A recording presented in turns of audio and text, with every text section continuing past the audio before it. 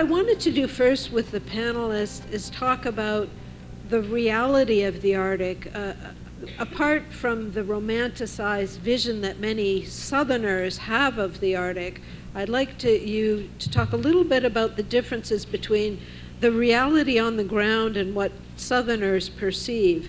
And I think the best thing to do is to start with you, Mr. Guthrie, to talk about what it actually means to be trying to run a business in the Arctic. Sure. It's tough. It's not Canada for beginners. Minus 55 degrees Celsius, not Fahrenheit, and winds of 70, 80 kilometers an hour, no infrastructure, can't land aeroplanes because of the weather, got to build a winter road, millions of dollars of cost every year, and then watch it melt after 6 to 8 weeks. It's a tough place. It's really one of the last frontiers, I guess, in the world.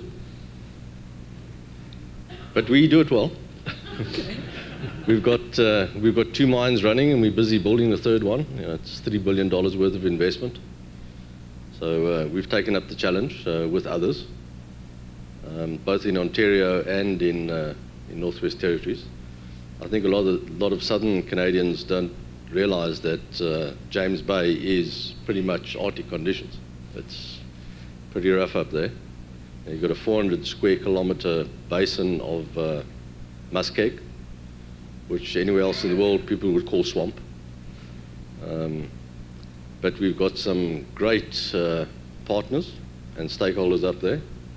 Our First Nation partners are tremendous, and they give us traditional knowledge. And with thousands of years of knowledge and a mix of science, we've managed to make a go of it. Can I just ask you before you end off there, what is the biggest challenge that you see going forward into maintaining your operations in the Arctic? I was listening with interest to the previous panel. It's energy, number one. Remembering that everything that's done in the north is done with diesel power. We've heard about solar, we've heard about wind. I agree solar is not an issue, not a possibility. Wind has been tried and tried again, and it's still been tried. But it's not on the list for the next 10 or 20 years, in my view, in the north. The climate is just too severe. You put up a wind station, the wind blows it over. You build a stronger one, the wind blows it over again. So we have a test facility at Diavik, one of our partner mines up there. It's a challenge. There's no infrastructure. Right. And if the north can be developed, especially with climate change, it's going to have to be infrastructure, and unfortunately, I agree with the previous panelists as well, it will be a tripartite type arrangement. Can't rely just on industry to put all that infrastructure in. Right. Okay. Okay.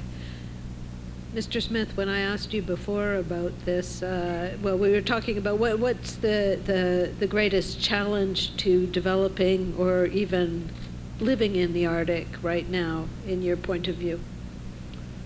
Well, I mean, there's a number of factors. It's, but in the short of it, it's survival. In reality, as I told you, and it's how to get by and adapt on a daily basis. I don't think people realize, and I'm just focusing in on Canada, but part of my role is representing Inuit internationally from Greenland to Alaska, Canada, and Chukotka, Russia.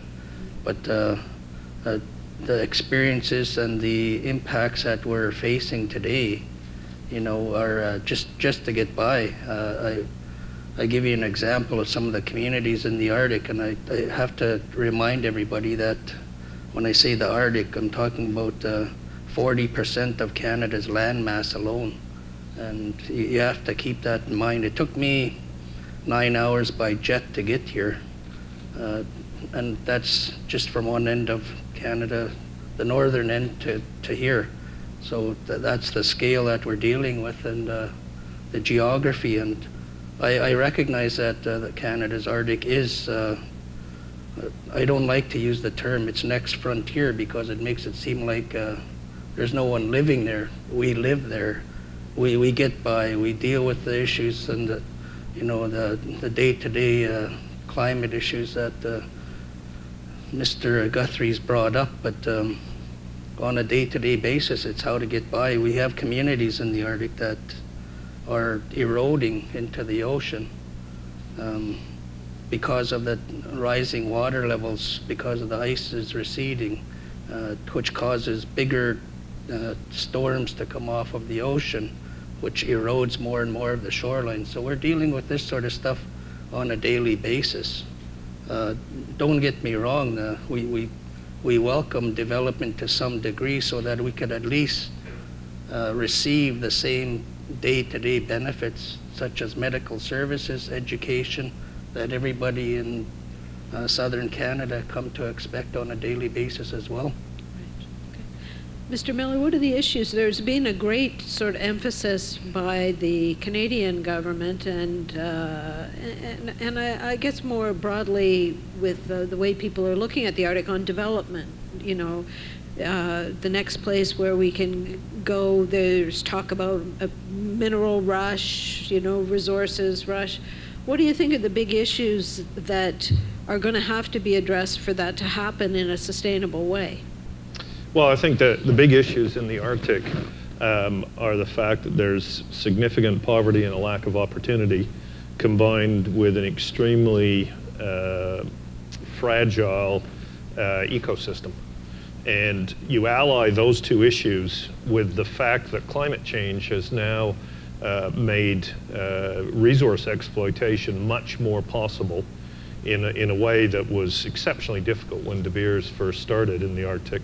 And it's going to get easier as the planet warms. And you have a very, very difficult recipe.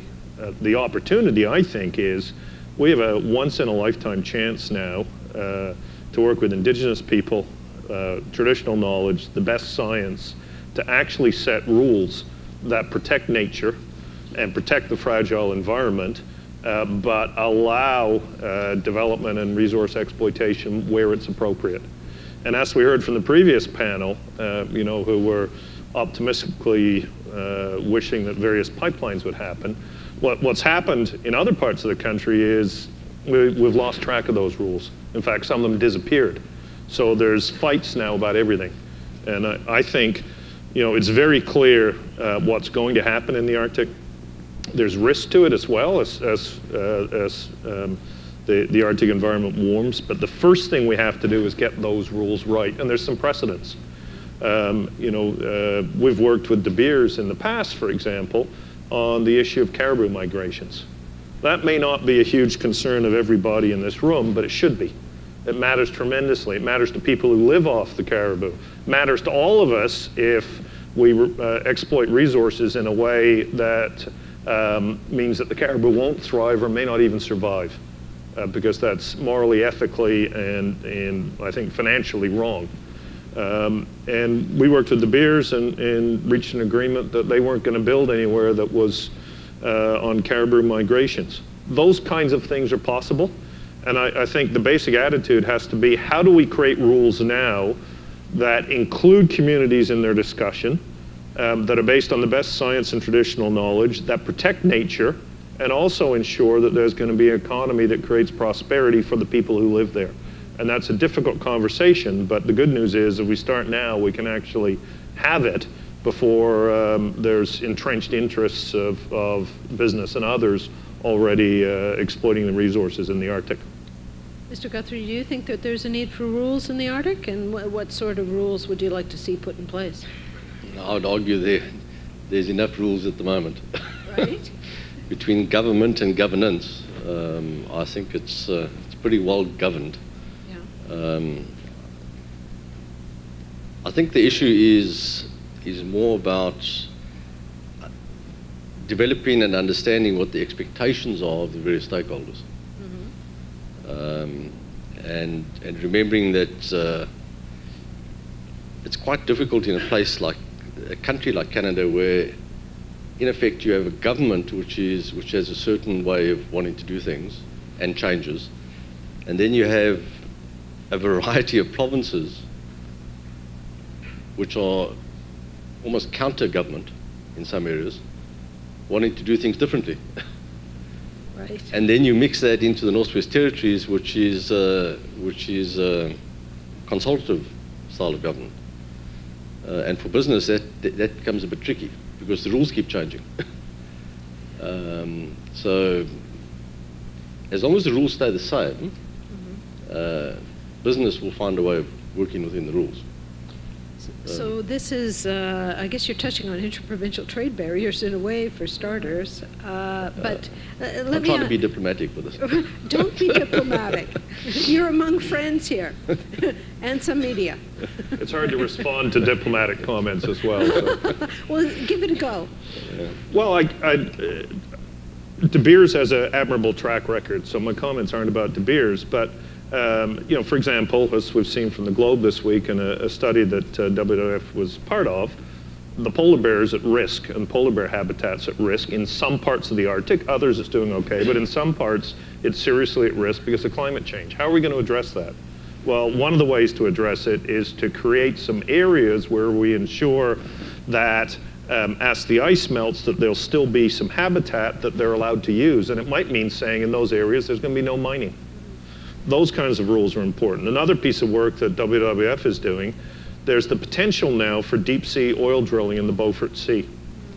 So, you know, instead of just taking a position, this is good or bad, we hired the best scientists from the oil industry to study what happens if there's a spill.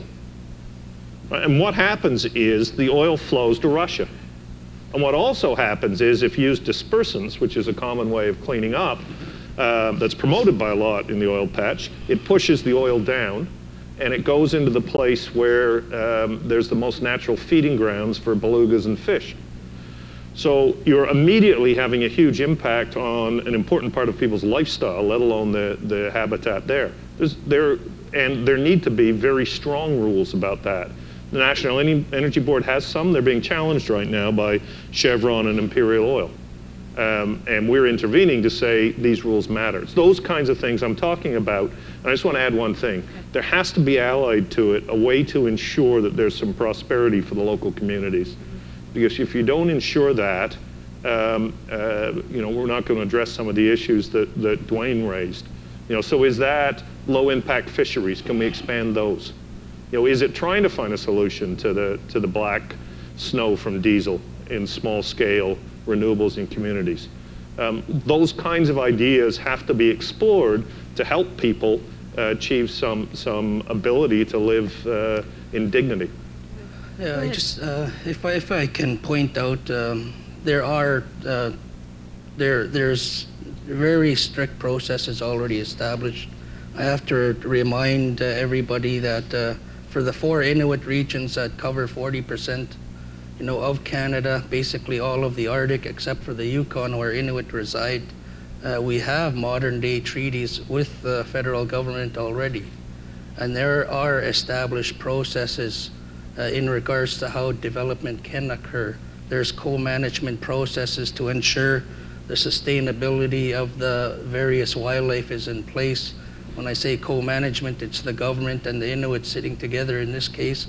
They don't say that they're representing either or, they're saying we have a mandate here and we have to come up with a plan on how to implement those. And we also have co-management processes for screening and review of various projects such as diamond mining, oil and gas. I'm frontline center dealing with the offshore and the Beaufort. That's where I come from. You know, we have very great concerns in regards to the offshore because of the potential negative effects and impacts on that. I'm dealing with those companies in regards to how they're trying to address the NEB's question on alternative methods other than a same season relief well, but it's a requirement everywhere else. So it's a concern to us to see that the rules of the game are being relaxed a bit to try to accommodate alternative processes that might have, a bigger negative impact on our region. But at the same time, all of this industry and De Beers, I would say, learned a little bit the hard way that they have to negotiate with the people that reside in that region. They have to negotiate royalties. They have to negotiate training, scholarships, et cetera, and they have to contribute to the well-being of the region and the community as a whole. And they're doing a fine job of that now with the people of that area. But I mean, there are rules in place. Let's not think that this is a wild frontier. It isn't. We have very strong processes established already. I think what I'm getting from the panel is you think there are rules in place, maybe not enough rules, and that they're not harmonized rules, so they complicate life for business? Is that? Possibly. It doesn't cover all spheres. I'll give you an example. There's a debate going on about a new park in the Northwest Territories. So what does business want to know? Well, just tell us where the park is. We have a very clear policy. We don't mining parks, and we have a no net loss biodiversity policy. So as long as we know where it is, we won't go there. But now there's a discussion between Northwest Territories and federal about where this park's going to be. Right. It's been quite a few years. And if it continues, well, we're just not going to invest there. Right. Simple. We'll just go somewhere else, which is what we're going to do now.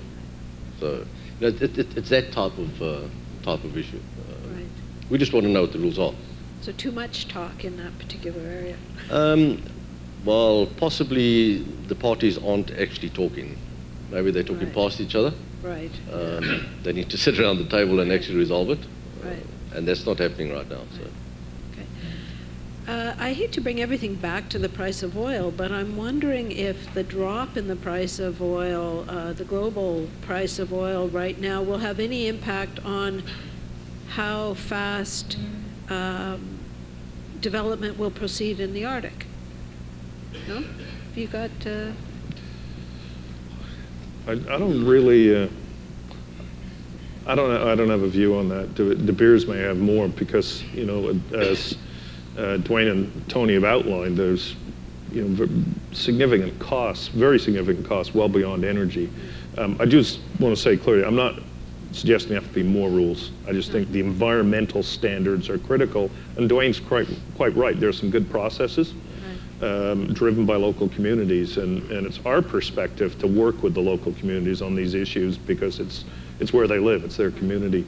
I don't think you could hazard a guess whether the price of oil is going to cause more development. To the extent that we sell more oil in the world and more fossil fuels are burned, yes, it will cause more development because there'll be more global warming, but I don't think that's probably not what you were asking. No, I was thinking more that at one point there seemed to be this gold rush mentality, the north is opening up, oil is very high, let's, do more offshore drilling in that. It will, obviously, to the extent that there's a long-run change in long-run predictions of oil prices, things like the deep-sea drilling in the Beaufort Sea, which is obviously expensive, will may be deferred, but we haven't seen any signs of that yet. Right, I think we're missing the point here. The price of oil per barrel and what the consumer pays per litre is two different things. Yeah.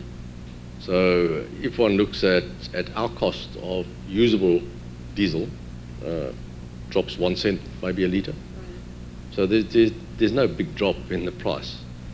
So I think this is an issue between the producer and the refiner, not the user so much. Right. Well, we haven't seen it.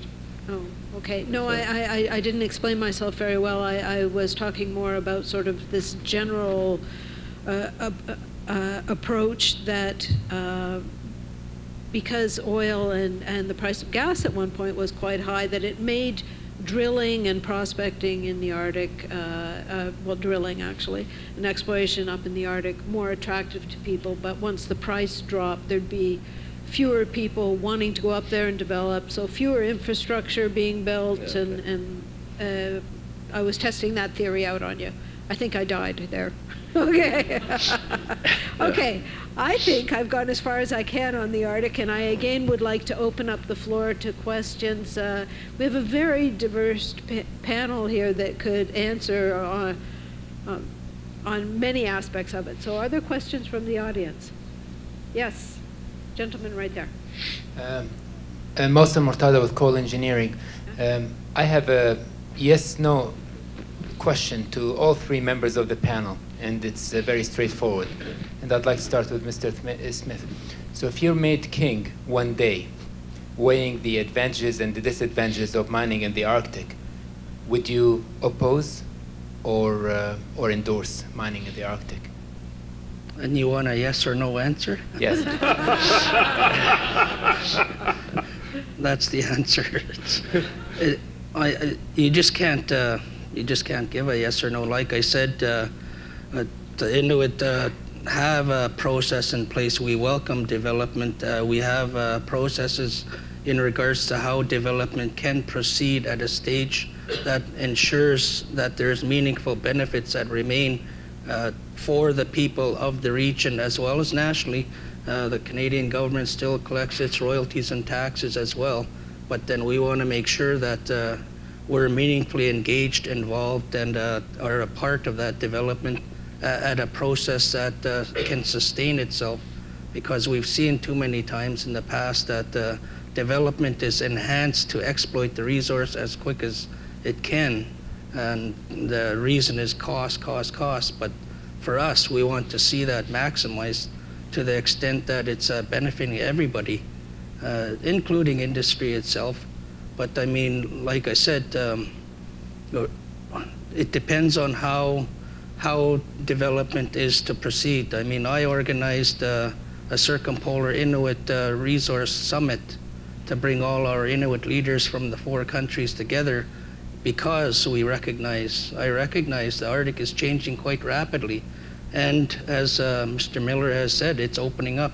Regardless of the price of oil, there's going to be the demand for mineral resources, oil, gas resources, etc. And the Arctic does have a large area that's untapped, unknown. There's known reserves, there's unknown mineral resources that are out there, so they're going to come up. They're going to look. They're going to find various resources and want to develop that to a degree that they can. But again, we prepared this declaration, this resource development declaration, basically setting out our rules as to how we see ourselves as Inuit being engaged in these development activities. So sorry, I can't just say yes or no, but it's in between. The other two? I think Duane Smith answered that perfectly. So I'll just say I agree. Okay. It's close to yes or no. Okay. I agree. You agree as well? Well, it's a tripartite issue, so it's not as simple as a yes or no. Right. So I agree with the sentiment. I mean. Okay. Got time for one last question?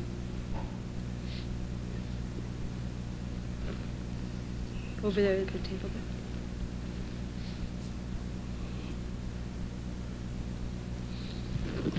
This may be the wrong audience, but is Canada doing enough around asserting its sovereignty in the Arctic, and what would you recommend that we do more of?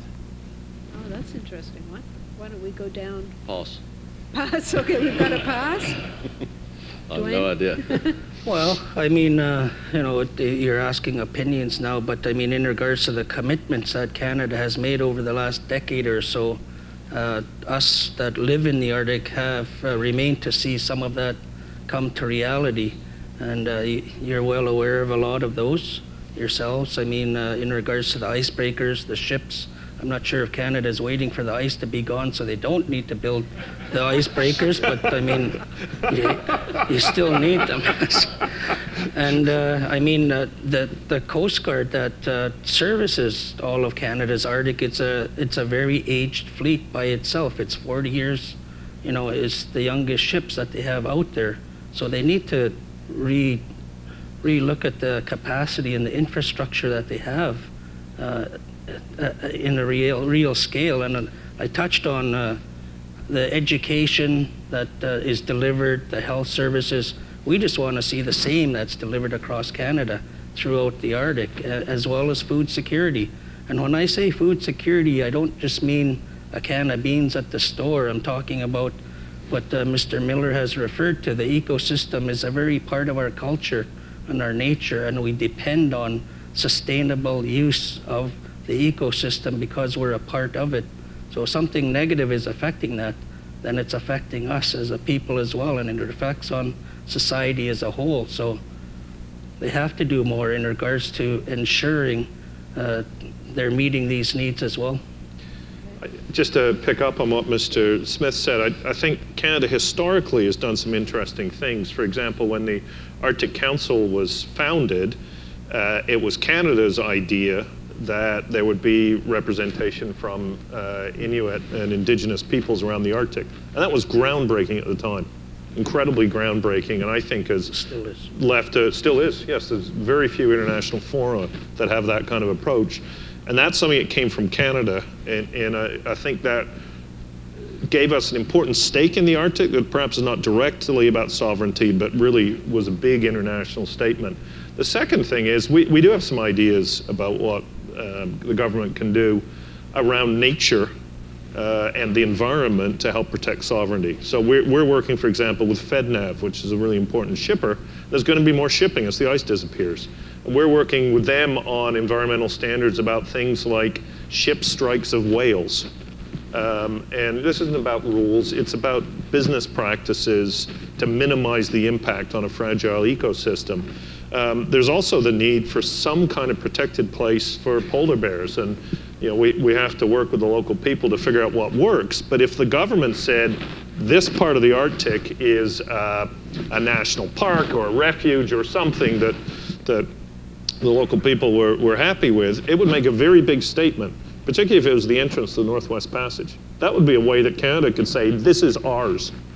And I think there's opportunities like that.